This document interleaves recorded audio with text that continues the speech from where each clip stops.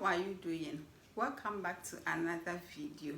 Today we are going to learn how to do embroidery with beads in a kaba or a dress. I made a video using this piece and I had some of you getting back to me that I should use a dress or kaba because you could not understand it or you could not get it well with this piece of material that I used. So I am here to give you an in-depth tutorial on how to do a beaded embroidery on kente. Please don't skip this video. If you have been observant, I take much time in my intros because I want you to understand, but it's as if some of you don't listen to the intro, then you come to ask me questions about what I have already said.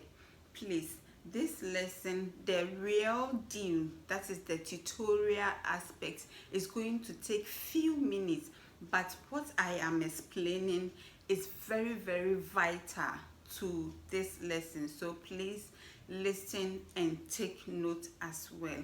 The beauty of kente can be well exhibited or can come out by the expertise of the seamstress. Okay, I want to use these pieces of kente cloth to explain what I mean.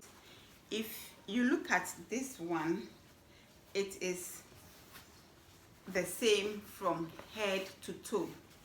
So this one, any seamstress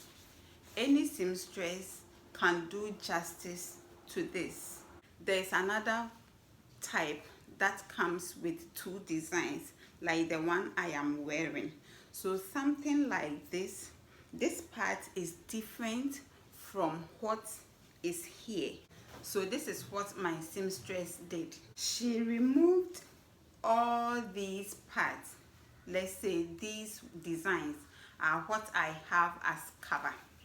So she removed all these to make the cover. She used the other one, let's say this part, to make the sleet. So this is how it looks like. So this is what I was trying to explain. So let's jump into the lesson. So I am using the ordinary needle and then 0.3 mm of the fishing line.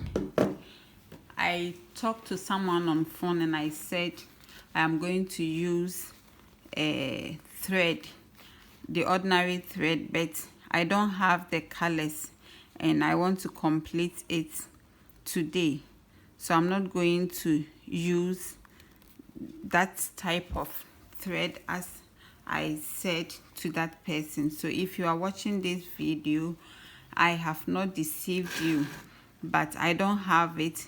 You being a seamstress, if you have, you are at liberty, you can use that one and it will give you the same effect.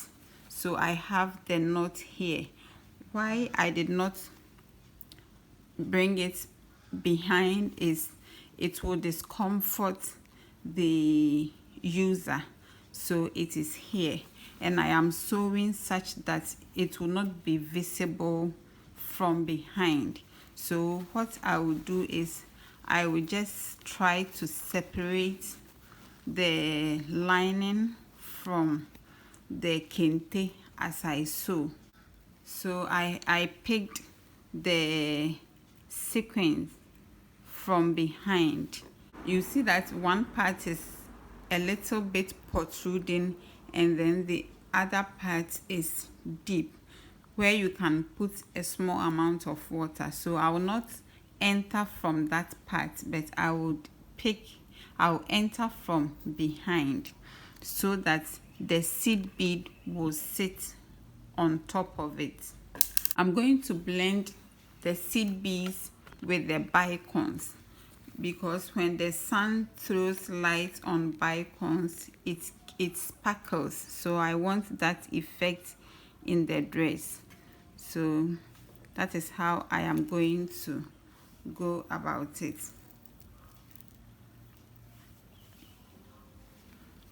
And I am not going to make them compact as I did in the first one that I made.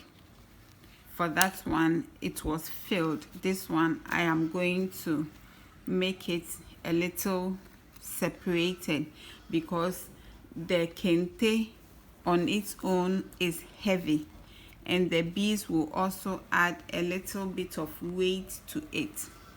So I don't want the bride or whoever will wear it to carry lots of loads. So this is not going to be the last time that I'm going to work in kente. I'll bring you another work in another design, so that if you don't get a kente pattern as I have and you get any other one, you can be able to do it. So as you can see, the thread is not visible here. The thread is not showing here. It is hidden. So after this one, I would advance a little and then I'll come to show you. And when I move from this part to this part, I will come and show you how I am going to work on that too. Then we wrap the lesson up. I want the fishing line is short, so I want to change it, and I am making a knot, one, then the second one I will go through the loop about 3 times before I pull them apart to secure it. Then I will cut off the excess. And this is how it is now. So far, this is what I have done. I started yesterday because I did not have the green and blue seed beads. I could not do those colors. That is why I have been working only on the golden part. Should I change the design, I will let you know, but I am confident that over here and this part, and then this part is not going to take this format. Okay, so this is what I have done so far off camera. We started with the sequins and the seed beads. We started with the gold. I did not have the green and the blue, so I added those ones off camera. And when I got here, I realized that I had these bagel beads which would complement or coordinate this part of the kente. So I put them here. How I added them is the same way I added the crystals here. And so I will walk with you how I did this. Then I expect you to translate that into this part. I know you can do it. I trust you. From the beginning, if you remember, I told you that the beauty of your kente depends on the expertise of your seamstress. So for me, this is how she made it. These two sides, they are the same. I don't know if you can see the pattern. You see, these sides, they are the same. And then she started from here. There's a little bit of this pattern here. I have some here. Then this one too, I have it here. And so over here, I used seed beads with sequins. Seed beads, sequins. So I will walk you through how I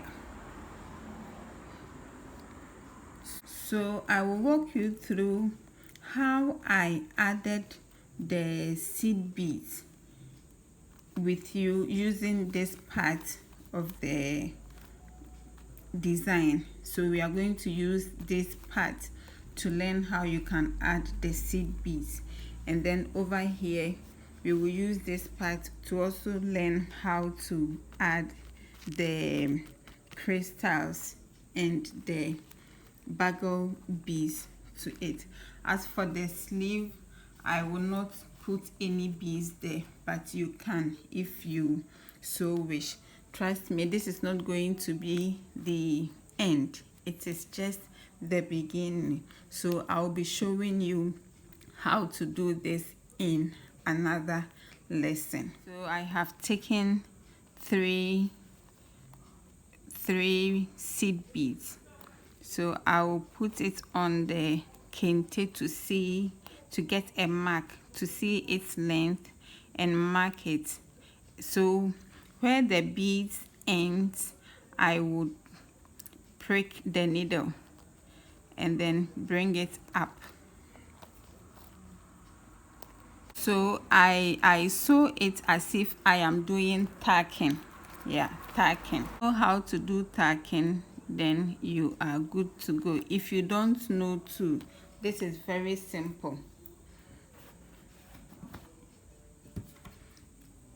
This is very simple. So I will bring it up here. You can decide to pick 3 beads, 2 beads, whatever beads that you want. My dear, please subscribe for me, okay? Subscribe for me and don't jump or skip the ads. It is the ads that pays me. I get money from the ads to buy data, to buy some of the materials to make the videos for you. So please, when you are watching my videos, do not skip. Do not skip. Thank you. So I would continue the rest, and then we will walk through the final lesson and say goodbye to this particular project. So I have made a knot at the end of the fishing line. You can use the normal thread if you want to. So I will bring the needle up like this and then pick one crystal and then put the needle back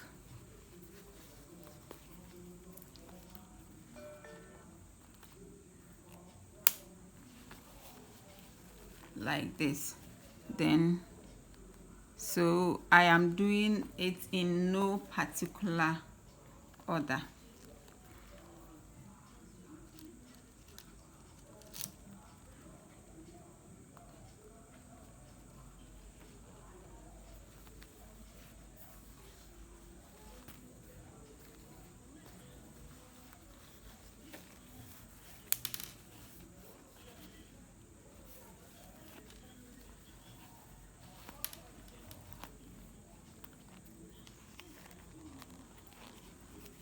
So this is how I did it. So I want to continue with the rest of camera. And so finally, this is a beautiful design.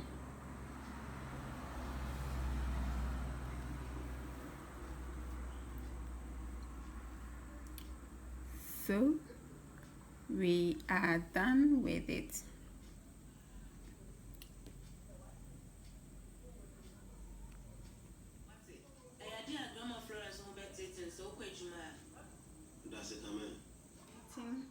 I know what you can do, and so I am impatiently waiting for your designs back door, and I will be more than glad to exhibit it for the rest of the world to know what you can also do.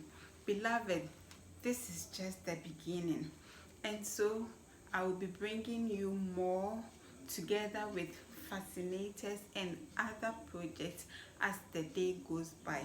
What you have to do is to tell a friend, to tell a friend, to tell a friend about this beautiful platform. And lastly, until you watch another video from me, my request as always is, whenever you say a prayer, don't forget to say one for me. I leave you with the peace and the mercies of the Most High. Peace. Respond. Shalom. Bye bye. This one, Abena, is for you. I'm posing. Yeah. Let me pose. It's Kaba coming to move. Say cheese. Take a picture. Strike a pose. Make a scene. Take a picture.